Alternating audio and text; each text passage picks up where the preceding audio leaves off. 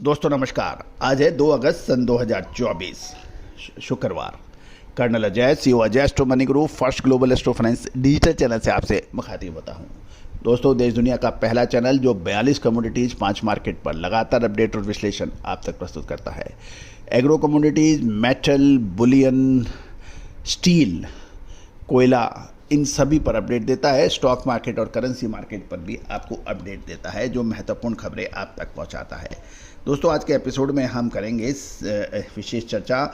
सरकार द्वारा 16 अतिरिक्त कमोडिटीज शामिल की गई है निगरानी तंत्र में। जानिए रिपोर्ट विस्तार से।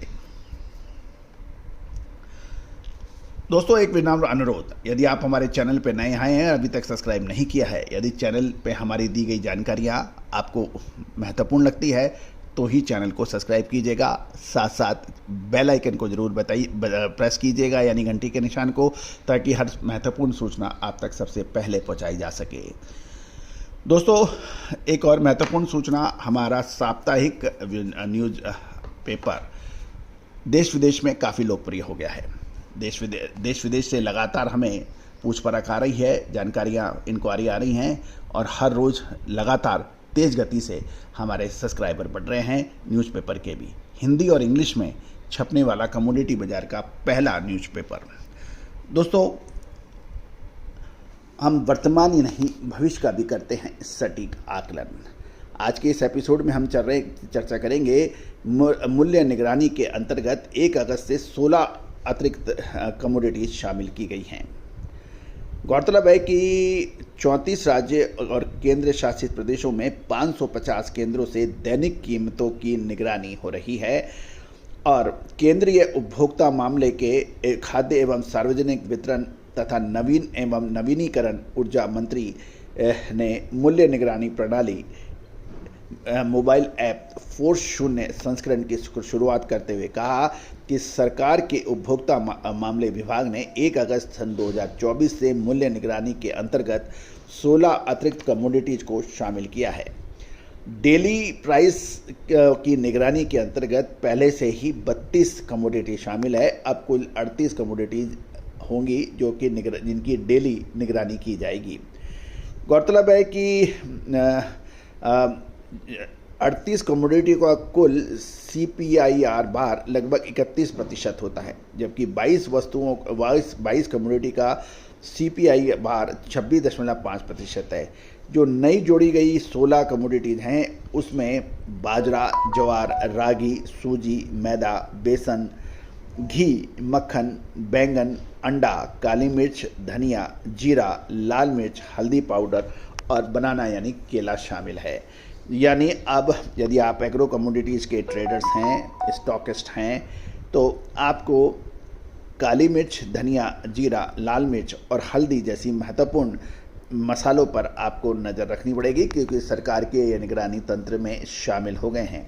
दूसरी ओर बाजरा, ज्वार, रागी, सूजी, मैदा, बेसन, ये भी बहुत महत्वपूर्ण कमोडिटीज़ हैं जो कि डायरेक्टली एग्रीकल्चर कमोडिटीज़ से रिलेट करती हैं। दोस्तों, ये भी देखने वाली बात है कि महंगाई पर काबू करने के लिए एक नियमित निगरानी आवश्यक है। हमारा यह भी कहना है कि हम लगभग हर प्लेटफॉर्म पर एक पुरजोर तरीके से एक आवाज़ उठाते हैं। MSP और MRP यानी मिनिमम सपोर्ट प्राइस और मैक्सिमम रिटेल प्राइस, इनके बीच में कॉम्बिनेशन होना चाहिए। यदि MSP बढ़ती घटती है तो उसका असर MRP पर, और MRP बढ़ती घटती है तो उसका असर MSP पे डायरेक्ट दिखना चाहिए।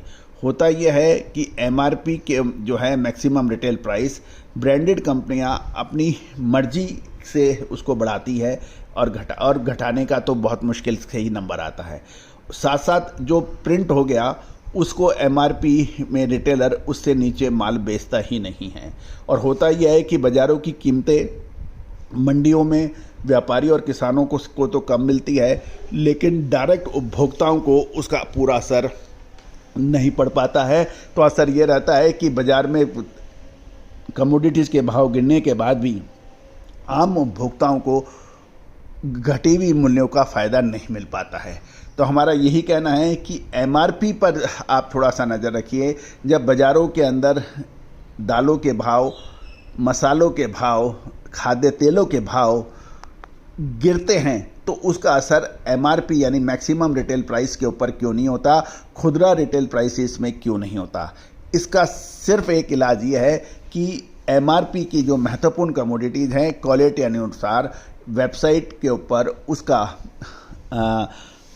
घोषणा हो और उस घोषणा के हिसाब से ही माल बिके और उसकी जानकारी हर उपभोक्ता या कंज्यूमर को होनी चाहिए। दोस्तों, इसमें कोई बड़ी बात, विशेष बात, अलग अतिरिक्त मेहनत नहीं है, क्योंकि सोना चांदी है या दूसरी चीज़ें हैं उनके भाव पूरे देश एक समान देखते हैं। इसके अलावा स्टॉक मार्केट के अंदर भी जो प्राइसिंग है वो पूरा देश उस हिसाब से देखता है, तो इसमें क्यों नहीं। दूसरी चीज़, हर मंडियों में क्वालिटी अनुसार भाव जरूर है, तो एक स्टैंडर्ड क्वालिटी 3 या 4 बना दी जाए, उसके हिसाब से हो। इससे क्या होगा, किसानों को, व्यापारियों को और उपभोक्ताओं को पूर्ण लाभ मिलेगा।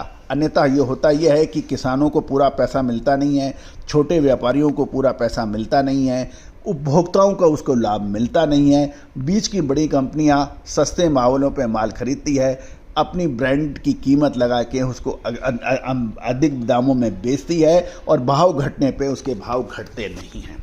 तो दोस्तों, ये आपको ये सुझाव हमारा कैसा लगता है, कमेंट बॉक्स में अपनी राय अवश्य दीजिए। All the very best, good luck, happy trading.